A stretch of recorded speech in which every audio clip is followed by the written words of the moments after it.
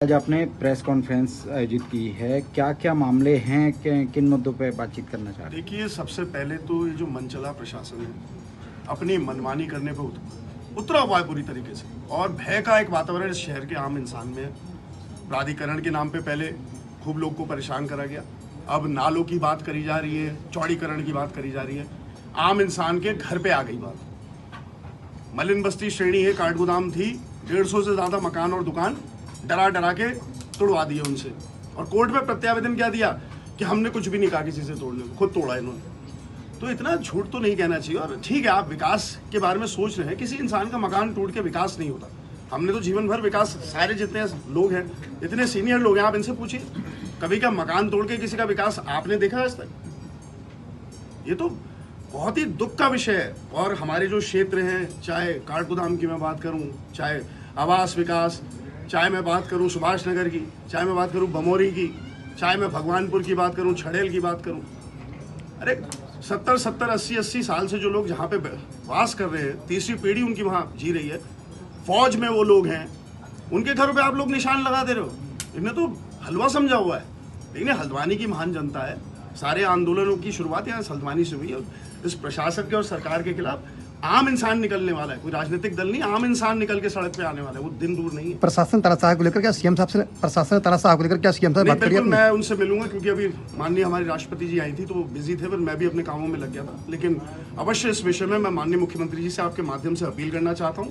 मुख्यमंत्री जी, आप इसका संज्ञान लीजिए और आम इंसान को जो इन्होंने नोटिस भेजे, नोटिस की वापसी कराइए हमसे। आप सीधी एक मांग है बस, और कुछ नहीं है। 1 मिनट लगेगा आपको, 1 मिनट की फोन कॉल में आप एक आदेश देंगे और तुरंत ये सारे नोटिस वापस हो जाएंगे, क्योंकि आम इंसान इसमें त्रस्त हो रहा है। आपका अगला कदम क्या रहने वाला है? जी देखिए, हमारा तो हमने मीटिंग तो लोगों के साथ कर ली जो प्रभावित है, चाहे डम्बरडुंगा के लोग हों, चाहे आवास विकास सुभाष नगर, बमोरी, भगवानपुर के भी लोगों से मैंने कहा है मैं वहाँ भी जाऊँगा। ऐसा नहीं है कि वो हमारी विधानसभा में नहीं है, लेकिन लोग तो हमारे ही हैं सारे ना।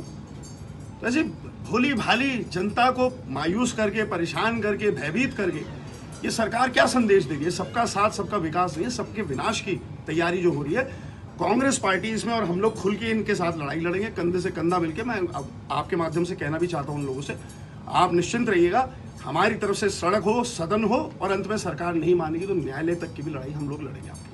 अच्छा, मेयर साहब का बयान था कि लोगों को हम परेशान नहीं करेंगे, लेकिन नालों को जो है नाला जरूर खोलेंगे। ये मेयर साहब फिर कौन सी अद्भुत संजीवनी बांटने वाले हैं? उस दवाई का नाम बता दीजिए। क्या हवा में मकान उठा देंगे? मुझे नहीं पता कौन सी शक्तियां हैं इन लोगों के पास, क्योंकि ये दिखाते तो ऐसे ही कि बड़े हैं शक्तिशाली, लेकिन इनके अधिकारी नहीं सुनते इनकी सरकार हो, तो क्या शक्ति है इनकी, कुछ समझ लीजिए। अच्छा सुमित जी, आपने गोलापार स्टेडियम की बात कही, लेकिन पिछली बरसात में गोलापार की जो रिटेनिंग वॉल थी वो बह गई थी, जिसमें बहुत सारी भूमि भी बह गई थी। अब स्टेडियम को खतरा बना हुआ है, लेकिन काम किस गति से चल रहा है ये भी आप देख रहे हैं। काम तो हो ही नहीं रहा है। ये तो देखिए, जिसको हमने सौंपा, भाई सरकार 2016 में लोकार्पण हो गया स्टेडियम का, उसके बाद ये सरकार 5 साल तक उस स्टेडियम का हैंड ओवर नहीं ले पाई कंपनी से, और बन के वो तो अच्छा हुआ राष्ट्रीय खेल हो गए हमारे, तो सबने देख लिया कितना खूबसूरत वो स्टेडियम है। पूरी हल्द्वानी की महान जनता गई, फुटबॉल देखा, स्विमिंग पूल देखिए, ओलंपिक साइज स्विमिंग पूल है हमारे पास 50। ये सोच होती है विकास की। अब उसे संरक्षित रखना, कोई अगर आपको संपदा मिली है उसको संरक्षित रखना तो सरकार का ही कर्तव्य है ना। तो अपने कर्तव्यों से क्यों सरकार भाग रही है, किस लिए भाग रही है, और क्या है इन अधिकारियों में जो इन्हीं की बात सुनी जा रही है? जनप्रतिनिधि जो भारतीय जनता पार्टी के हैं उनकी आवाज नहीं सुनी जा रही, उनके कार्यकर्ता की आवाज नहीं सुनी जा रही। मेरी संवेदना उन लोग के साथ भी है कि आप सरकार में तो हैं, लेकिन लगता ही नहीं कि आप सरकार में। पंचायत चुनाव में रोक लगी है।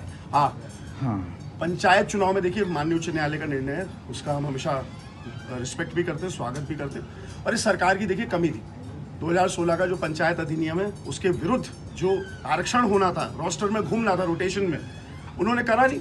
तो जो वंचित हो गए थे चुनाव लड़ने से, वो PIL में गए और ड्यू प्रोसेस ऑफ लॉ में कोर्ट ने स्टे दे दिया।